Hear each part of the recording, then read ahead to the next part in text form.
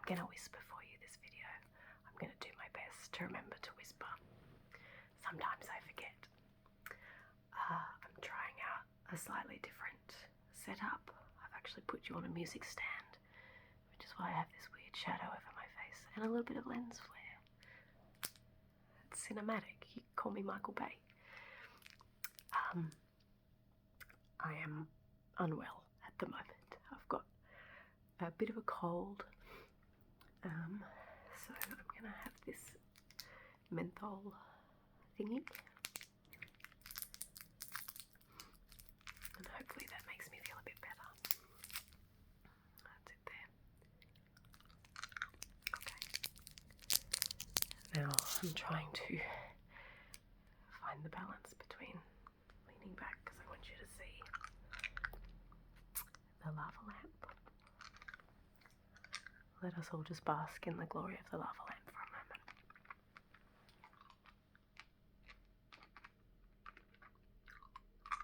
Right? It's pretty cool. So I'm just going to kind of move back and forth. Look at the dappling effect that this music stand is doing to my face. That's fun. I hope you can hear me well enough. So, yes, I am a bit sick.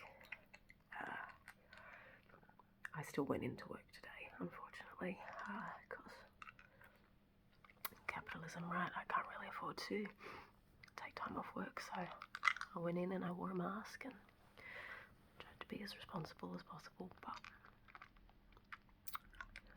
obviously I would have loved to have stayed home, but you gotta do what you gotta do sometimes.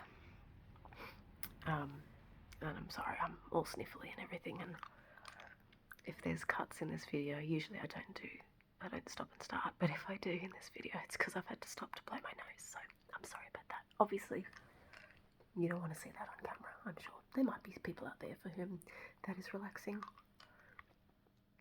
You know, there's a lot of people out there who absolutely hate eating sounds, and we love them, don't we, people? We do. So, I'm aware that I look a bit run down. Not that you're here to look at me, are you? You're here to listen to what I have to say. Right?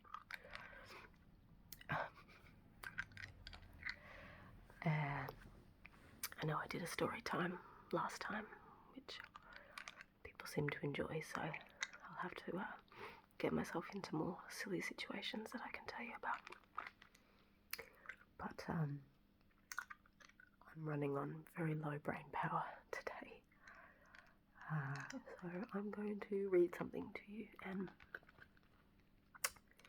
do a little bit of info dumping.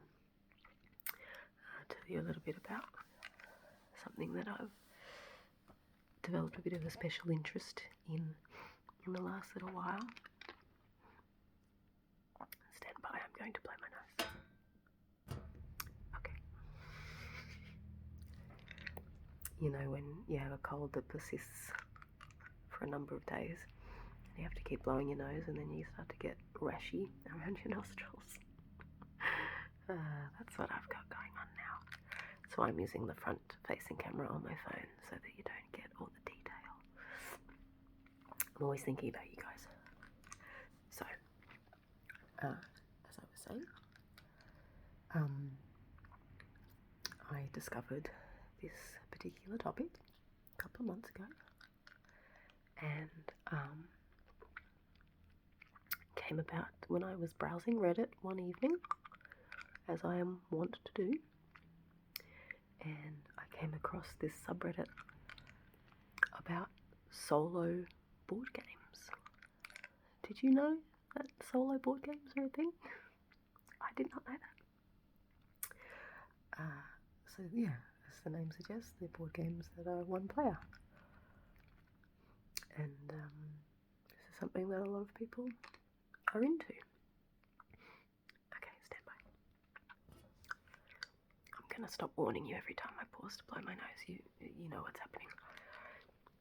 So, in particular, I saw people talking about this one game called, drumroll please, I can never remember if my phone reverses the picture or not, so I hope you can read this and it's not backwards. But if it is backwards, this says Final Girl.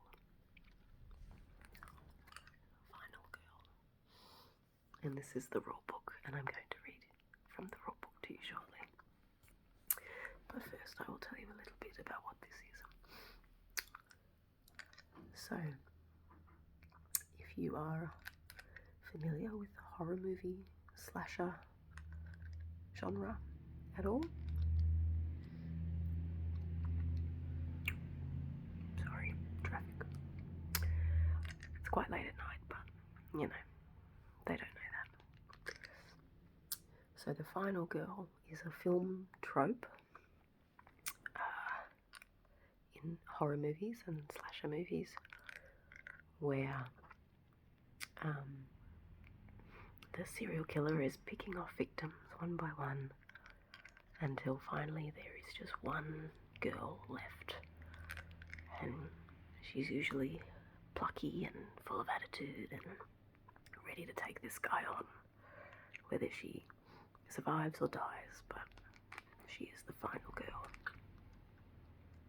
Now, perhaps slightly paradoxically, I'm not really a fan of horror movies.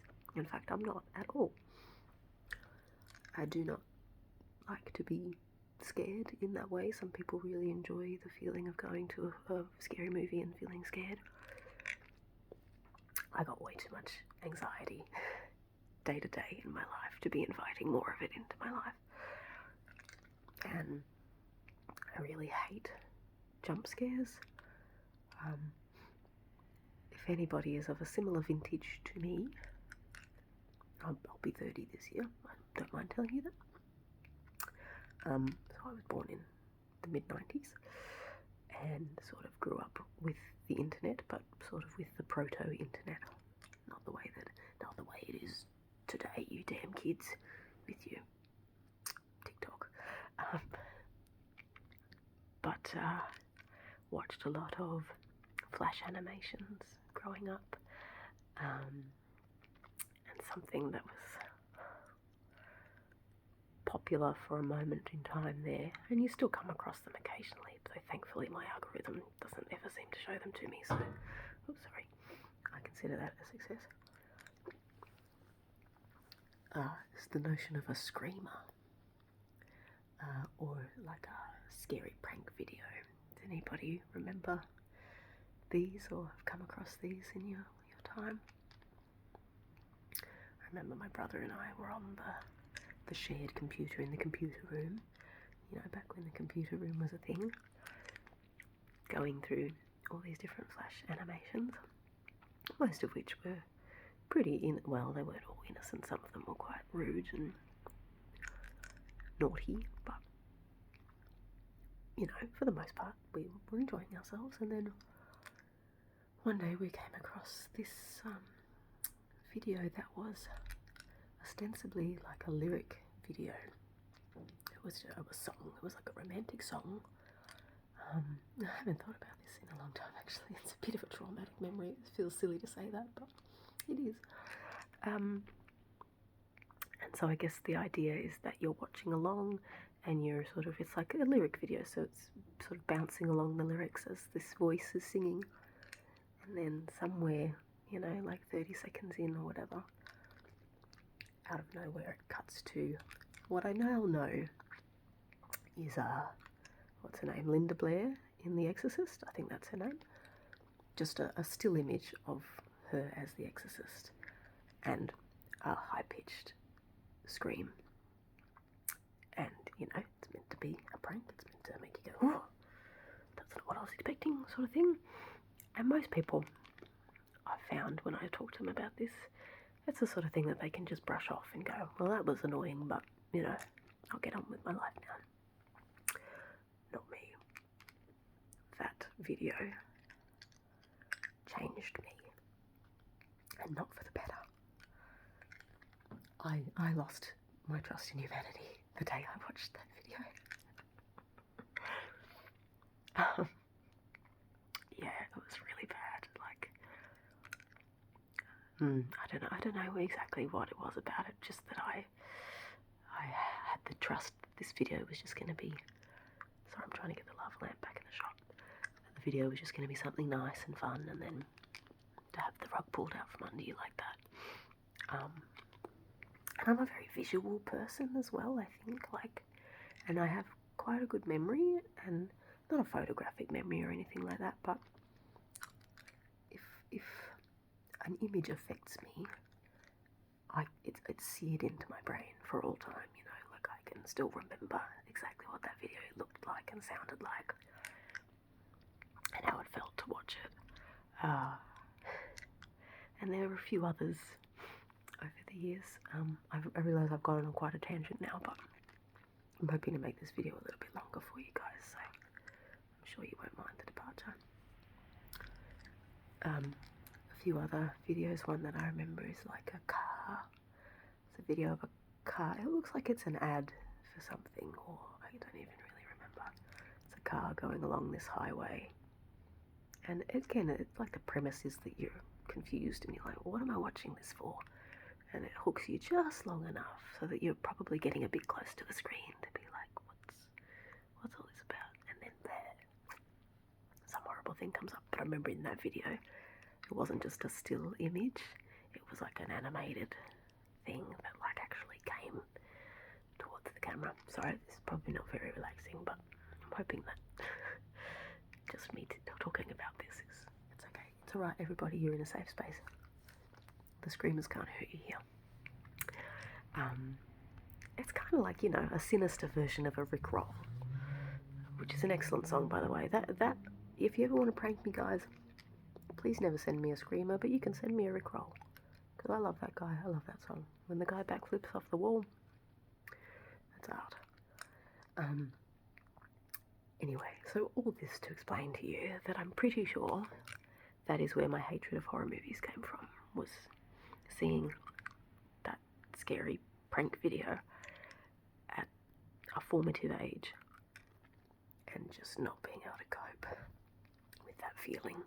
And, you know, I can handle things like psychological thrillers, and I don't mind. I've been really getting into horror podcasts and things like that, but it's the visual of something jumping at the screen that just sends me into like fight or flight mode in a way that is just, I need to take like a good 48 hours to recover from it, you know? I know, again, that sounds melodramatic, but it just does something to my nervous system that is really yucky.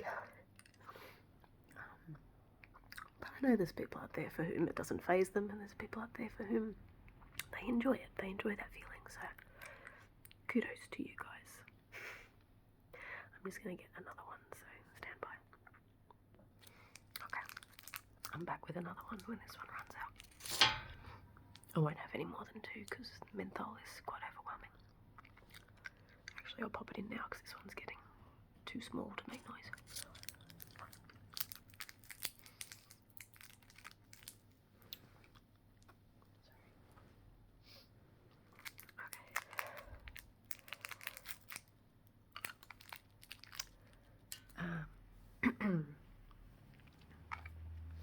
So I'm not completely sure why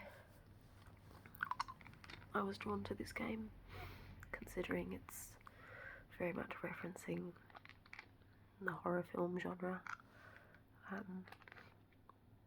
just really liked the styling of it, the aesthetic. I was really fascinated by the concept of a solo board game. And I guess I should preface this by saying I'm not really someone who plays group board games. I mean, my family and I might play Monopoly once in a blue moon growing up. I don't remember us actually ever finishing a game of Monopoly, and it usually descended into a shouting match. Little insight into my home life growing up. That's why I'm so funny. And never really got into board games as an adult. I've always wanted to. It's always kind of been on my list of interests that I would like to pick up. one day. I was a total nerd at school, and still am, and have a lot of nerdy friends who are very much into the whole Dungeons and Dragons scene and all that kind of stuff. And sometimes they invite me along to try stuff out, and I'm very grateful to them for being patient with me, because it can sometimes take a little while for me to wrap my head around rules, board game rules, especially when they're complicated. And this one, I'll read the rules to you and you can see what you think. There's a website, I think it's called Board Game Geek or something like that. Maybe I could be confusing it with something else. But it rates this somewhere in the middle of like a 3 out of 5 for difficulty or something like that, maybe a 2.5. So not completely basic, but not terrible in terms of difficulty. And I do admit, I guess because I'm not super used to board games and how they work, I think if you played a lot of them over time, you'd get a lot better at picking up rules quickly, because there would be overlap and similarities to the way that these things work. But because it's all a bit foreign to me, I had to watch a number of YouTube tutorials and watch people play this game through a few times to kind of understand the mechanics of it, which I liked, because there are a lot of different versions of Final Girl. They are what are known as feature films, and they all come in these sort of box sets. Actually, I'll show you one now. Just over here is where I keep them, just out of shot. Oops. This is one that I bought yesterday, literally yesterday. Should I have bought it? Probably not. It was maybe a little bit of an irresponsible purchase, but this is the newest one. Now I bought it because it's shiny. I mean, look at that. It's like a special edition. And this is a Christmas themed. Yeah, I bought a Christmas themed game in May. Sue me. So it's kind of hard to tell, but it's meant to evoke a VHS tape. And the box that I've got to store them in, it's laid out like a VHS player. It's very cool. A lot of the reason why I've gotten into this game is because I really just like the way it's put together. It's very cool. So this is the final girl who you can play as. You get 2 different options for final girls you can play as in the game. And then this is, it's hard to tell, I haven't taken it out of the shrink wrap yet. And then you have the serial killer or the monster that you play against, and this is Krampus.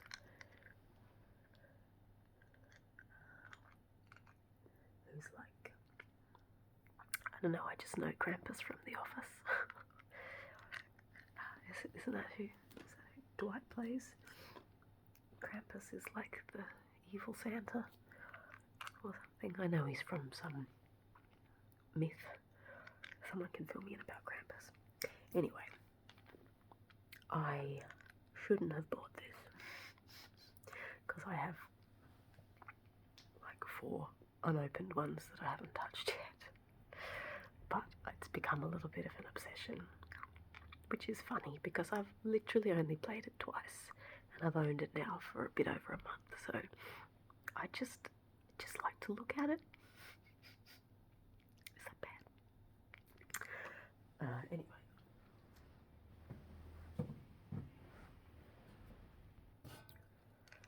Okay, I'm just going to get into reading the rules now. I'm sorry if I've missed some crucial piece of information about how I got here, but basically I found it on the internet. I thought it seemed really cool. I found out that solo board games are a thing, and as someone who is single and lives alone, it feels like a cool hobby that I could get into and, you know, enjoy my own company, sort of thing, and use my brain and do something that isn't staring at a screen. So these all seem like good things. And the game itself, I don't think is scary. It plays off of horror themes, but it's not a scary experience to play the game, if that makes sense. It's really more camp, if anything. It's very tongue-in-cheek, and it's funny. And it's difficult. Like, the thing about the final girl is quite often she dies at the end. And you do die in this game more often than not, I think. And I have yet to win. But that's not the point. So, final girl, rulebook. Again, I'm sorry if this is backwards. Okay, I'm going to read this to you now. This is, I think her name's Laurie. She's the original, she's the first final girl that the company created. The company is Van Ryder Games, if you want to look this up for yourself and have a little look. I very much recommend it if this seems like something that might be up your alley. It's brought me a lot of joy so far, and like I said, I have barely played it. I like the idea of it. Okay. Something terrible is happening. People are dying. Everyone is panicking. You try to find something, anything, to use as a weapon. A scared teenager is nearby, pleading with you to help them escape. Then suddenly, you hear a noise. You look around, trying to see who or what is there, but it's so dark.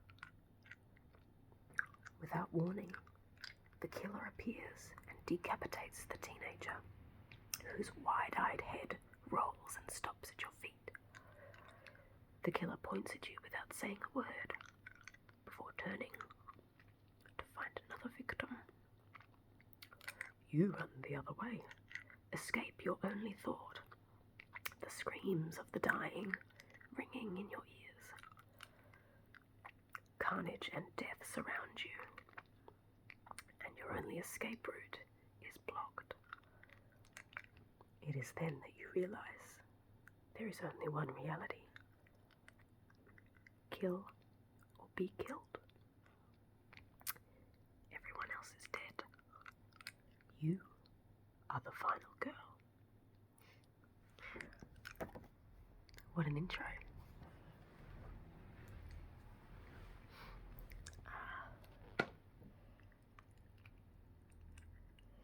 So I won't read absolutely everything in here, but just the bits that I find interesting.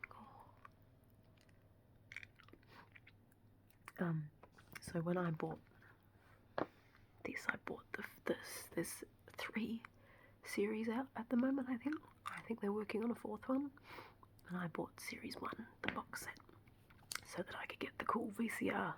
I don't think the lighting's good enough, but I will just pan down to try and show it to you. You can look this up as well, but can you see there? Nah, you can't really tell, but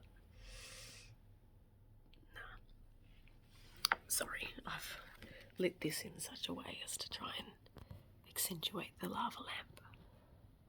Oh, I'll put you down real quiet. But if you are interested, you can look up Final Girl Series 1 Ultimate box set, and you can see what it looks like. So this is what it's got in it. Below is a list of the first 5 feature film boxes. Number 1, The Happy Trails Horror, featuring Hans the Butcher and Camp Happy Trails. So this one, they're all,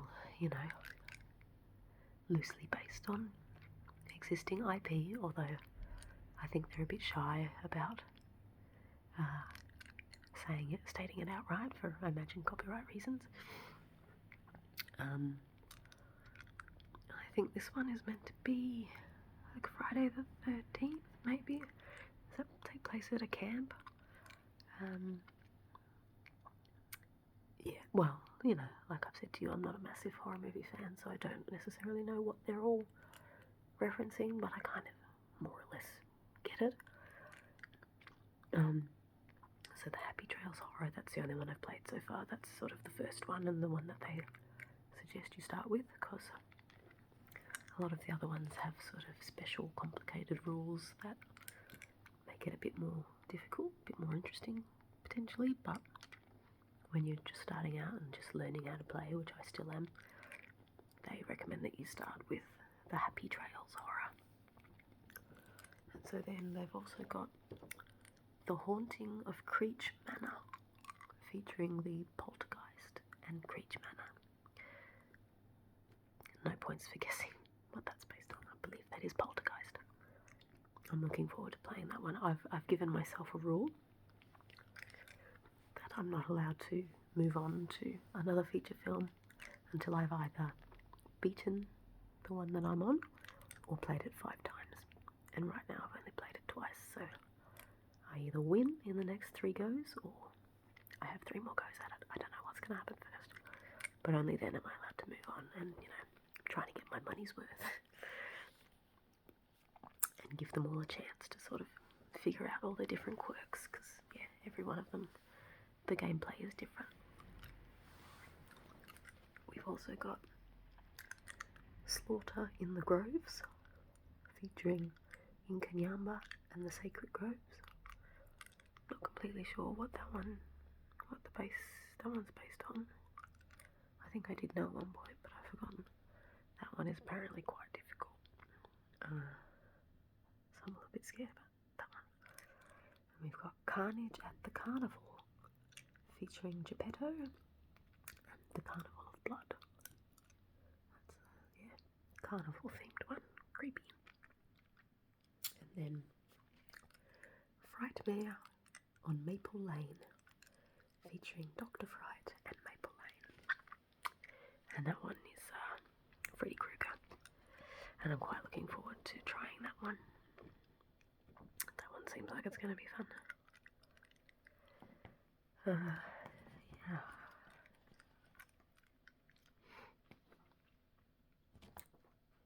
Okay, this video's getting long, so I will... oh, sorry. Just going to have a little look through. It's got a lot of rules. A lot of different moving pieces and cards and tokens and things.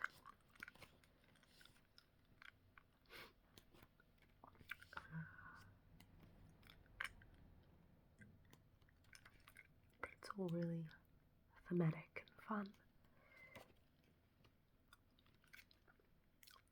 If this does seem interesting to you at all, I really do encourage you to go look it up.